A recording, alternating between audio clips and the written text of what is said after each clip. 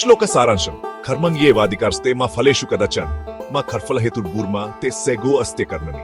భగవద్గీత అధ్యాయం 2 శ్లోకం 47. ఈ శ్లోకంలోని సారాంశం ఏమిటంటే, మనం చేసే ప్రతి కార్యము పట్ల మనకు హక్కు ఉంది, కానీ దాని ఫలితం మీద కాదు. ఫలితాన్ని ఆశించకుండా కర్మ చేయడమే నిజమైన కర్మయోగం.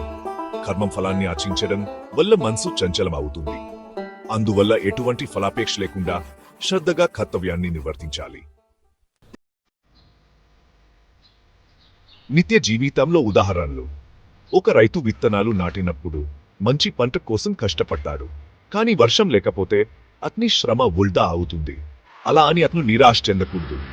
ఒక విద్యార్థి పరీక్షలో మంచి మార్కులు రావాలని కష్టపడి చదువుతాడు, కానీ కొన్నిసార్లు అనుకోని కారణాల వల్ల అతనికి తక్కువ మార్కులు వచ్చే అవకాశం ఉంది.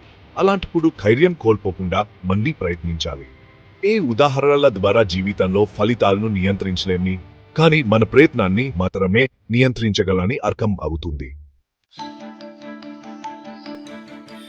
ఈ శ్లోకం మనకు విలువైన జీవిత పాఠాన్ని నేర్పుతుంది. ఫలితాల గురించి ఆలోచించకుండా కర్తవ్యాన్ని నిర్వర్తించడం ద్వారా మనసు ప్రశాంతంగా ఉంటుంది. అంతేకాకుండా నిజాయితీగా కష్టపడితే ఫలితం ఎలా ఉన్నా మనసు క్షోభ చెందదు.